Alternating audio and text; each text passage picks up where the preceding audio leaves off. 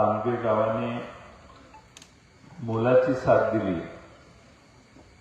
आणि त्या साथीमुळे संगीता पाटील ह्या जिल्हा परिषदेत हा चांगल्या मताने विजयी झाल्या, यासाठी पहिल्यांदा तांबे गावचे मी मनपूर्वक आभार मानतो. आपल्या सगळ्यांच्या मतामुळे संगीता जिल्हा परिषदेला गेली, दुसऱ्यांदा गेली आणि जिल्हा परिषदेला गेल्यावर आपल्या सगळ्यांच्या आशीर्वादाने संगीताला जिल्हा परिषदेचा अध्यक्ष होण्याचा मान मिळाला आणि म्हणून आज तिचा सत्कार आणि आपल्या सगळ्यांचे आभार हा एक एकत्रित कार्यक्रम लिंबाजी तात्या अशोक पाटलांचा सत्कार आणि लिंबाजी तात्या आणि गावातले सगळे मान्यवर यांनी म्हणून पुढाकार घेऊन आजच्या कार्यक्रमाचं आयोजन केलं. आज जिल्हा परिषदेच्या निवडणुकीचा तुम्हा सगळ्यांना ताजी निवडणूक झाली.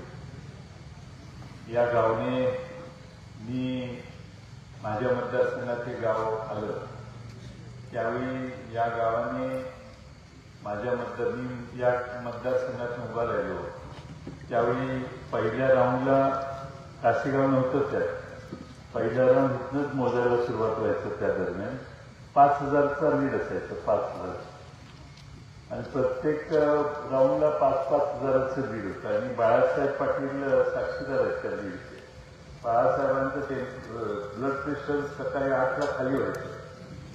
जसं लीड वाढेल तसं बाळासाहेब बापूंचं ब्लड प्रेशर परत नॉर्मल व्हायचं आणि जास्त लीड झाल्यावर जरा वाढायचं.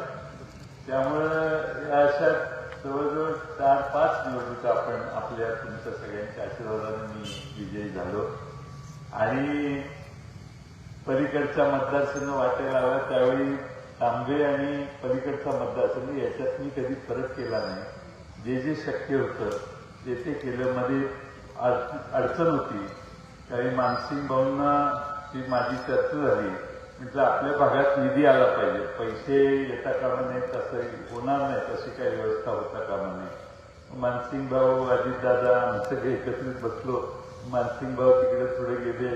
देवराज आणि कंपनीला जरा राग आला ह्या सगळ्यांना, पण प्रचंड निधी शेवटच्या 2 वर्षात सरकारकडून आणायला मानसिंग भाऊंनी देखील चांगलं यश मिळवलं. सांगण्याचा मतितार्थ हा, या गावाने स्वर्गीय राजाराम बापूंच्यावर फार वर्षापासून कायम प्रेम केलेलं. मला आठवतं की दीपक दादांचे वडील इथं बबनदा आबा असायचे. इतक्या खड्या सुरात जोरात बोलायचे की काय विचार नका. मी तो सूर कुठे आणि हा सूर कुठे. ते दीपक दादा तर काही बोलतच नाही, पण बबन दादा आमच्या काशीगावच्या घरी बाहेर आलेत, गाडीतून उतरलेत, हे आत आमच्या स्वयंपाकघरात कळायचे. इतक्या जोरात आवाज बबन दादांचा असायचा. खड्या सुरात बबन दादा असायचे. मग बबन आबा, मग नामदेव दादा, पांडुरंग सकाराम पाटील, मितभाषी लोक आहेत. पण राजाराम बापूंची कायम साथ या सगळ्यांनी दिली आणि पांडुरंग सकाराम पाटील काही फारसं बोलणार नाही. नामदेव दादा पण फारसे कधी बोलायचे नाही. आणि पांडुरंग सकाराम पाटलांनी तर तांब्याच्या हायस्कूलला स्वतःची जागा दिली. आपण 2 एकर, त्यावेळी 2 एकर, आता 2 एकरची किंमत किती झाली असती. त्यामुळं चंदरांना होते. आमच्या नेताजी आबांचे वडील शहाजी दादा हे एक मोठं प्रस्थ होतं. शहाजी दादांचा रुबाब हा एक वेगळाच रुबाब होता.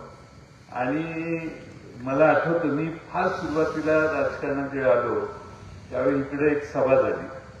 त्या सभेत जयवंतराव आप्पा आणि भाऊ दोघं आलेले आणि शहाजी दादा होते. शहाजी दादा बहुतेक त्या दोघांच्या मध्ये बसलेले होते. त्यांचा रुबाबच वेगळा होता.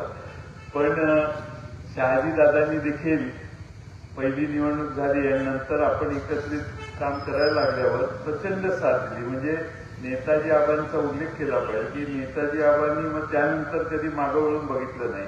आणि राजाराम बापू दूध संघाची देखील जबाबदारी त्यांनी अतिशय चांगली पूर्ण केली.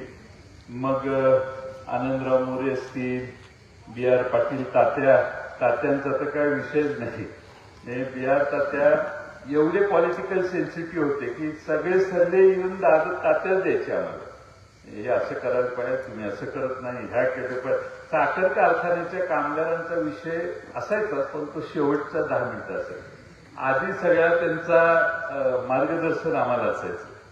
आणि मग ज्ञानदेव दुकानदार असतील, परत खाशाबा तातोबा पाटील असतील, वसंत कृष्णा पाटील असतील, संभाजी भाऊ असतील, दिनकर तात्या असतील, महिपती बंडू पाटील असतील, नेताजीराव आबांच्या नेताजी आबा आता गेले, पण ह्यातले सगळे 10-20 वर्षात आपल्यातून गेले. पण त्यांचा वरचष्मा, लिंबाजी तात्यांचे वडील, वरचष्मा असा एकदा बोलले की चेंज व्हायचं नाही, बदल नसायचा. त्यामुळं के पाटील तुम्ही पण साक्षीदार आहात गेले 40 वर्षाचे, एकदा बोलले की चेंज व्हायचं नाही. आणि त्यावेळी ह्या सगळ्यांचा गावावर एक प्रभाव होता. आणि त्यावेळेचा काळ वेगळा होता, आता काळ बदलला. आता घरटी पुढारी झालेले आहेत. एका घरात 3 पुढारी असतात. एका भावाला विचारलं आणि दुसऱ्या भावाकडे जाताना नमस्कार जर केला नाही तर तो नाराज व्हायचे आणि तिसराच नाराज होतो. लय परिस्थिती आता फार बदललेली आहे. त्यामुळे राजकारण करणाऱ्यांनी पण 10 वेळा विचार करून ह्या राजकारणाच्या मार्गाला जायला पाहिजे, अशी आज परिस्थिती आहे. पण हा काही काळ असतो. माणसांची मानसिकता त्यावेळी तशी होती, त्याच्या आधी वेगळी होती, मधल्या काळात तशी होती, आता आणखीन बदललेली आहे. आता सामान्य माणसाचा आणि व्यवस्थेचा डायरेक्ट संबंध यायची आता गरज नाही, सगळं ऑनलाईन झाले. त्यामुळं निवडणुकीच्या काळातही बऱ्याचशा गोष्टी ऑनलाईन होत्या. त्यामुळं एक आता ते SIR म्हणून एक आहे, मतं नोंदवायचं, ऑनलाईनच तुम्हाला तुमचं मतदान कसं नोंदवता येतं. पण तुम्ही अर्ज नाही भरला तर तुमचं नाव त्या मतदार यादीतनं जाऊ शकतं. 2002च्या आधी तुमचं किंवा तुमच्या वडिलांचं नाव असेल तर ती माहिती भरून, आता मी 2002 नंतर आता जन्मलेलो आहे आणि माझे हे असंच नाव आहे हे सांगून तुमची पाळंमुळ इथली आहे हे सांगितल्याशिवाय तुमचं मतदान इथं लागणार नाही. असा एक SIR. आपल्या बिहारमध्ये 90 लाख मतं कमी झाली. पश्चिम बंगालमध्ये पण असंच काहीतरी 60 लाख, बिहारमध्ये पश्चिम बंगालमध्ये 91 लाख आणि 58 लाख बिहारमध्ये कमी झाली. तर त्या दुबार नावं असणं, मयत नावं कमी होणं, अशा सगळ्या गोष्टी अंतर्भूत असतात. तर मला सांगायचा मुद्दा एवढाच आहे की तुम्ही सगळ्यांनी जागरूक राहिलं पाहिजे.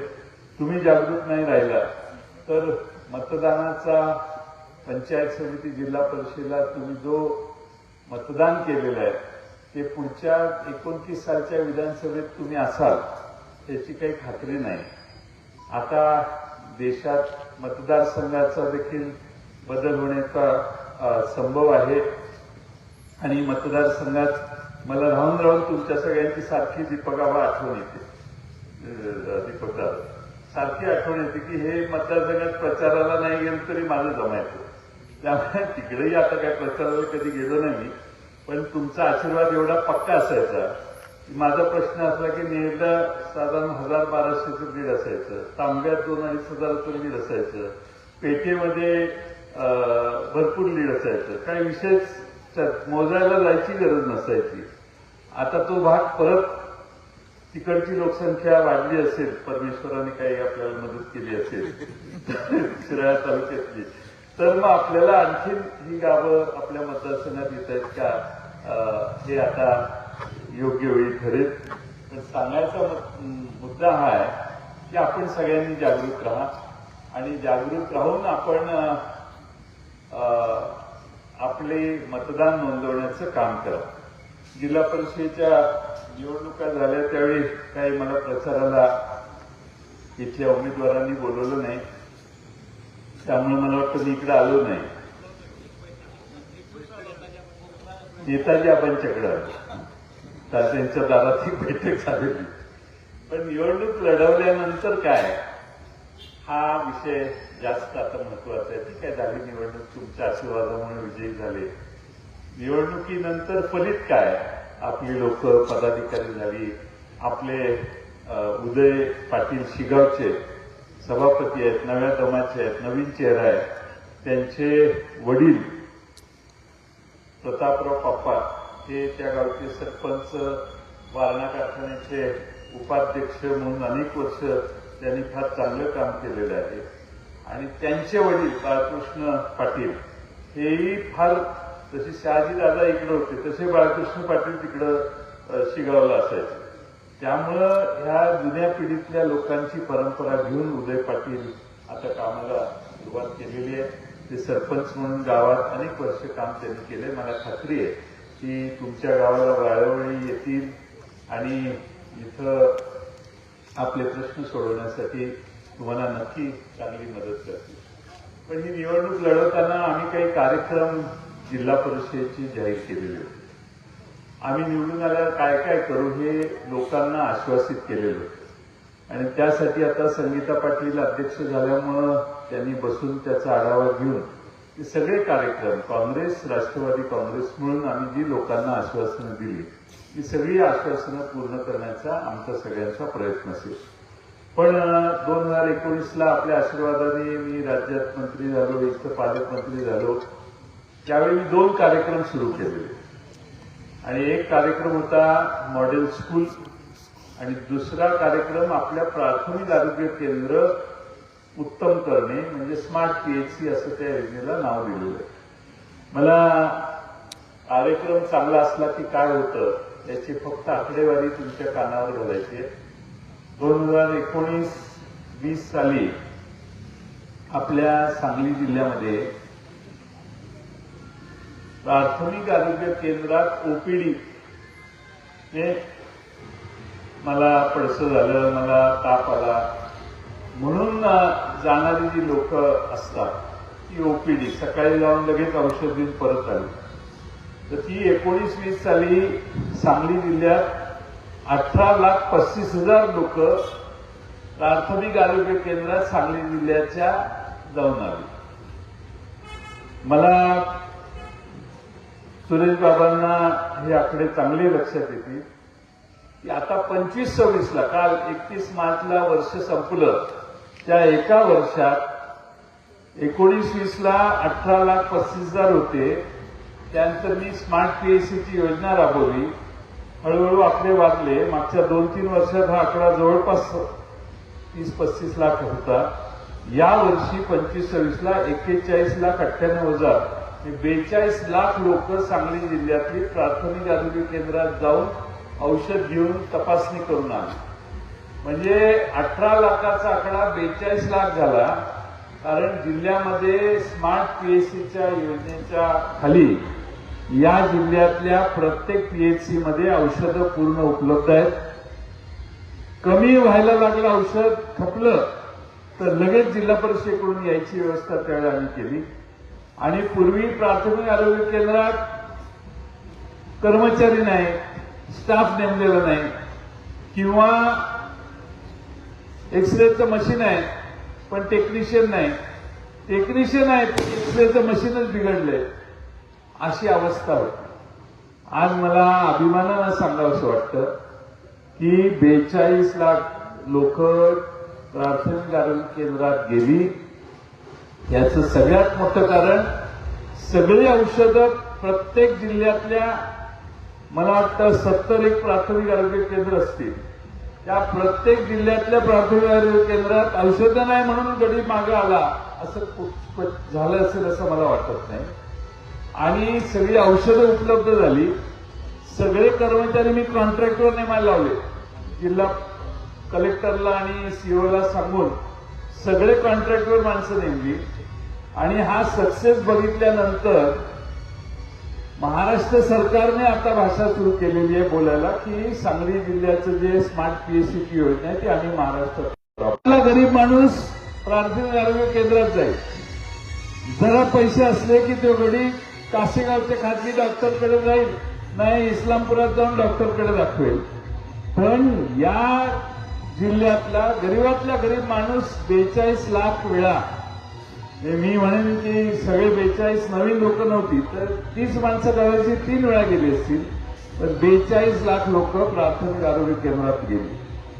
दुसरा आकडा तुम्हाला सांगतो, लोकांचा फायदा कसा होतो. आपण सत्तेत आलो तर जनतेला काहीतरी मिळालं पाहिजे. गरोदर मातांची डिलिव्हरी, बाबा गरोदर मातांची डिलिव्हरी 37,000वर गेली जिल्ह्यात, आणि रिस्क असणाऱ्या गरोदर मातेच्या जीविताला धोका असणाऱ्या 13,166 महिलांच्यावर उपचार केले. सरासरीने एका महिलेवर 30,000 रुपये खर्च धरला तर 40 कोटी रुपये हे सांगली जिल्ह्यातल्या गरीब माणसाचे खाजगी रुग्णालयात जाऊन खर्च झाले असते, ते वाचवण्याचं काम हे माझ्या या प्राथमिक आरोग्य केंद्र स्मार्ट पीएससी योजनेतून झालं. हे मला सांगताना तुमच्या गावचाच मी आहे म्हणून मला हा विशेष आनंद वाटतो. ते कॉक्लिअर इम्प्लांट शस्त्रक्रिया असते, 9 ते 10 लाख रुपये त्याला खर्च येतो. लहान मुलांच्यावर मला वाटतं ते असते. तर जवळपास 140 पेशंट हे सांगली जिल्ह्यात मागच्या वर्षी झाले. दुसरी योजना काय होती तर मॉडेल स्कूल.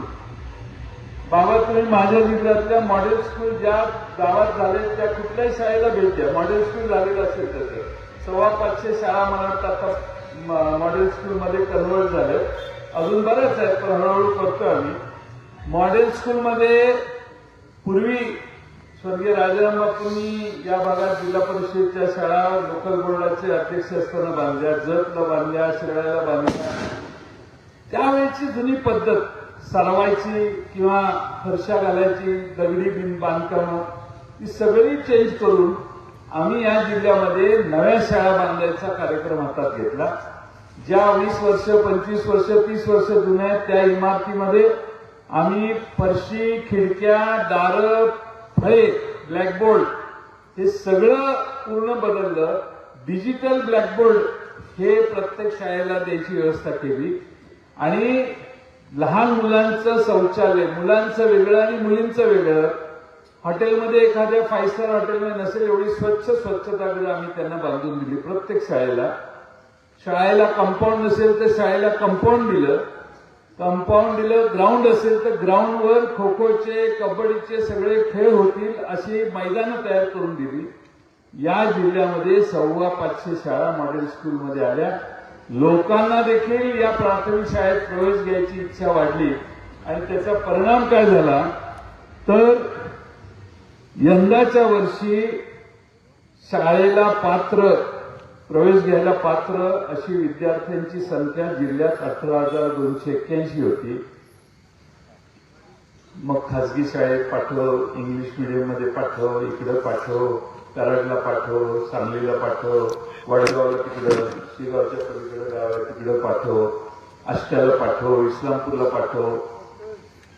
मला सांगायला अभिमान वाटतो की 18,281 पैकी 11,142 विद्यार्थ्यांनी जिल्हा परिषदेच्या शाळेत प्रवेश घेतला. म्हणजे 60.94 म्हणजे 61% मुलं आपल्या जिल्ह्यात जिल्हा परिषदेच्या शाळेत जायला लागली.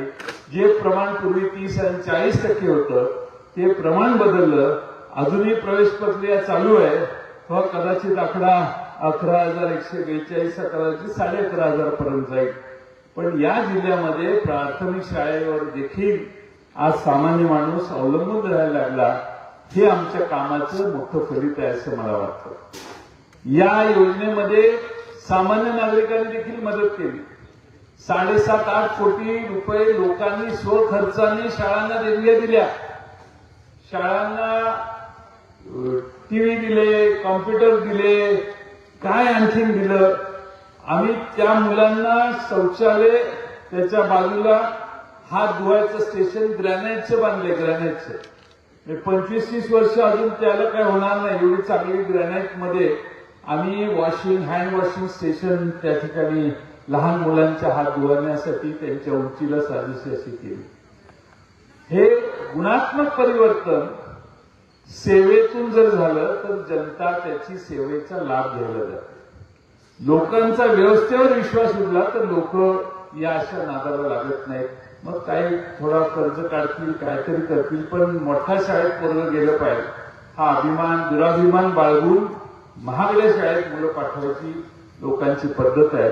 पण हे आकडे जर सांगितले तर तुम्हाला लक्षात येईल की योग्य आणि उत्तम दर्जाचं काम आणि योग्य चांगले निर्णय घेतले तर सामान्य नागरिकांना काहीही मदत करता येते. त्याचं एक मूर्तिमंत उदाहरण आहे असं मला वाटतं. मी आता सुरेश बाबांना सांगत होतो, मी आज सकाळीच एक युट्यूबवर बघितलं, मराठीत आहे ते, नेपाळमध्ये एक नवीन माणूस पंतप्रधान झालेला. बालेन शाह हा मुख्यमंत्री झाला, पंतप्रधान झाला, निवडणूक झाली, क्रांती झाली, ह्याला निवडून दिलं. ह्यानं कुठल्याही राजकीय पुढाऱ्याला न घेता 14 जणांचं मंत्रिमंडळ केले. त्यातली एक बाई बिहारमध्ये का उत्तर प्रदेशमध्ये नर्स म्हणून काम करत होती, नेपाळी, ती तिकडे जाऊन आता मंत्री झालेली आहे. आणि त्यांनी 14 जणांची टीम तयार केलेली आहे. याने जाहीर केलेलं आहे, भ्रष्टाचार झाला तर तुरुंगात टाकेल. त्यांनी अनिल कपूरचा सिनेमा होता एक दिवसाचा, एक दिवस मुख्यमंत्री झाला तर काय करावं, ते त्यांनी खरंच केलेलं आहे. भ्रष्टाचार झाला तर तुरुंगात टाकेल. सामान्य नागरिकांनी जर पत्र पाठवलं तलाठ्याला, तहसीलदारला, 8 दिवसाच्या त्याच्या पत्राचं उत्तर देणं बंधनकारक आहे. जर नाही दिलं तर पंतप्रधानांच्या कार्यालयातल्या डेस्कवर लगेच दिसेल की या बाबानं या नागरिकाला पत्र दिलेलं नाही. त्याला हुडकून त्याचा लगेच शहानिशा करणे. तिसरं म्हणजे तो स्वतः पंतप्रधान असूनही कुणाच्याकडे जातो, प्लास्टिकच्या खुर्चीवर बसतो, मांडी टाकतो, बोला म्हणतो, माणसांच्या सूचना आज ऐकतो. सामान्य नागरिकाला काही फार लागत नाही. तुमचं आणि त्यांचं अंतर वाढायला लागले की मग सामान्य माणसाला लक्षात येतं की आता आपण जरा विचार आपला केला पाहिजे. पण ज्यावेळी सर्वस्व वाहून सामान्य नागरिकांच्या प्रतिनिधी जातात त्यावेळी लोक देखील तेवढाच चांगला प्रतिसाद देतात. आज भ्रष्टाचार असेल तर तुरुंगात टाकेल म्हणतो तो. सगळ्या शाळांमध्ये 10 ते 15% विद्यार्थी गरिबांची शिकवलीच पाहिजे असं कंपल्सरी केलंय. आणि नेपाळमध्ये ऑक्सफोर्ड कॉलेज, काहीतरी वेगवेगळी इंग्लिश पाश्चात्य राष्ट्रांची नावं असणारे काही कॉलेजेस आहेत, तर त्यांनी नोटीस पाठवली की एका वर्षात तुमचं नाव नेपाळी करायचं. 1 वर्ष तुम्हाला देतो, 1 वर्षात नेपाळी संस्कृतीप्रमाणे तुम्ही सगळ्यांनी नावं बदला, नेपाळचीच नावं असली पाहिजे. सांगायचा मतितार्थ हा की योग्य माणसांना निवडल्यानंतर चांगली संधी मिळते. नेपाळनं ते सिद्ध केलेलं आहे.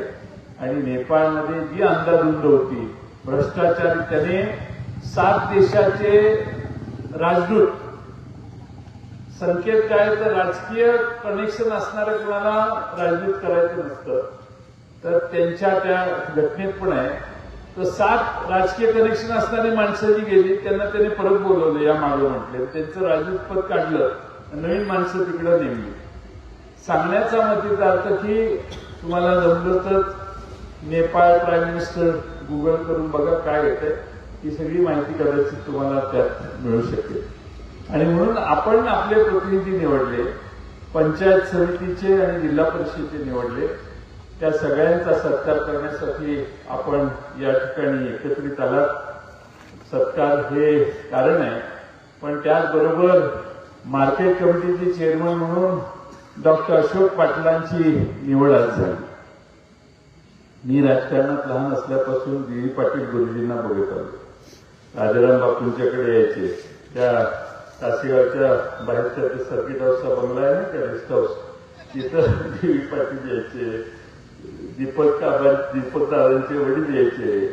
तर तो काळच वेगळा होता. तर डी पाटील गुरुजींचे चिरंजीव अशोक पाटील यांना आम्ही आतापर्यंत पक्षासाठी काम करून काही दिलेलं नव्हतं. त्यांना एवढा पिळून बाळासाहेब पाटलांनी त्यांचा वापर केला की बाळासाहेबांनाच वाटायला लागलं की काहीतरी करायला हवं, असं करू नका. पण अनुमोदक आणि सूचक कोण?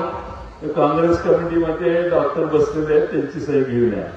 त्यामुळे पक्ष म्हणूनच काम केलं. त्यांनी जे सांगितलं ना, बाळासाहेब बापूंचा फोन आला की मला कुणी घरातले विचारायचे नाही आणि पक्ष संघटनेसाठी मी वाहून घेतलं. आज नाही, मला राजकारणात येऊन जवळपास 40 वर्ष झाले. माझ्या आधी 1-2-3 वर्षापासून बी पाटील गुरुजींच्या नंतर त्यांचं जास्त ऍक्टिव्ह सहभाग झाला. पण मार्केट कमिटीचे चेअरमन पहिल्यांदाच करायचं होतं आम्हाला, पण काही कारणामुळे आम्हाला काही जमलं नाही. मग संदीप पाटलांनी राजीनामा दिला. संदीप पाटील म्हणते मी राजीनामा देतो, पण अशोकरावांना करा. म्हणून डॉक्टरांना आता चेअरमन म्हणून काम करण्याची संधी मिळालेली आहे आणि त्यांचंही कौतुक तुम्ही सगळ्यांनी मिळून केलं. अशोक पाटील हे अन्याय झाला तरी गप्प बसणारे, संघटना सोडून कधी वेगळा विचार त्यांनी, पक्ष सोडून कधी वेगळा विचार केला नाही. आता बाळासाहेब बापूंनी तुम्हाला त्रास दिला असं म्हणणं हा विनोदाचा भाग आहे, पण बाळासाहेब बापूही माझ्या मागे गेले 50-40 वर्ष खंबीर उभे राहिले. माझं बिघडायला लागलं की बाळासाहेब बापूंचं माझ्या आधी बिघडतं, असं आहे ते. जरा काही मतं कमी पडायला लागली की बाळासाहेब बापूंच्या डोळ्यात पाणी आधी, आमच्या आधी त्यांच्या डोळ्यात पाणी. आम्हाला काय होत नाही, पण त्यांना काय होईल याची आम्हाला काळजी असायची. त्यामुळं त्या जुन्या आमच्या सहकार्यांच्यातले अशोक पाटील यांना मार्केट कमिटीवर निवडून चेअरमन म्हणून काम करण्याची संधी मिळाली. त्यांचंही कौतुक आज या निमित्तानं होतंय. याबद्दल तुमच्या सगळ्यांचा हा सत्काराचा सोहळा बघत असताना मला खात्री आहे की सुरेश बाबा हे अतिशय जिव्हाळ्याने आपल्या सत्कारासाठी या ठिकाणी उपस्थित राहिले. या कृष्णेच्या पात्राच्या आधी लोकांना कृष्ण कारखान्याची आठवण होती. नदीची आठवण नंतर येते, पण कृष्ण कारखान्याची आठवण या सगळ्या भागात मी लहान असतानापासून बघितलं. त्या लोकांचंही कृष्णा कारखान्यावर प्रचंड प्रेम होतं. आमचा कारखाना ही भावना या भागातल्या जनतेत प्रचंड मोठी फार वर्षापासून आहे आणि म्हणून सुरेश बाबा यावे तशी आमच्या सगळ्यांची इच्छा होती. बाबांनी वेळ काढला आणि इथं आले. मला खात्री आहे की संगीता, सुप्रियाचा हा मतदारसंघ नाही, सुप्रिया तिकडं निवडून आलेली आहे, पण इकडं जरा फटका बसला. नेर्लेकरांनी जरा आमच्यावर जास्त प्रेम दाखवल्यामुळं आमची तिकडची सीट पडली. आम्हाला वाटत नव्हतं पडेल, झाला घोटाळा. झाला घोटाळा मान्य करून आपल्या दुरुस्त्या करायच्या असतात, ते आम्ही दुरुस्त्या करू. पुढच्या वेळी असा घोटाळा होणार नाही याची काळजी घेतली पाहिजे. लोकांनी आपल्याला मतदान केल्यावर जो धडा आहे त्यातनं आपण सुधारायचं असतं, लोकांवर चिडायचं नसतं. त्यामुळं महेश पाटील एक चांगला उमदा कार्यकर्ता पडला, तर तुम्ही त्यांना फार चांगली साथ दिली. कमी पडले ते नेरल्यात पडले. त्यामुळे तुमचे महेश पाटलांच्या वतीने देखील मी मनपूर्वक आभार मानतो. तो एक चांगला कार्यकर्ता आहे आणि त्याच्यात अलीकडचंच आपल्या संघटनेत गेल्या 2-4 वर्षापूर्वी आलेलं आहे. काम फार चांगलं करतो. सर्व मितभाषी आणि सगळ्यांना फार चांगली साथ देतो. पराभव झाला तरी मला खात्री आहे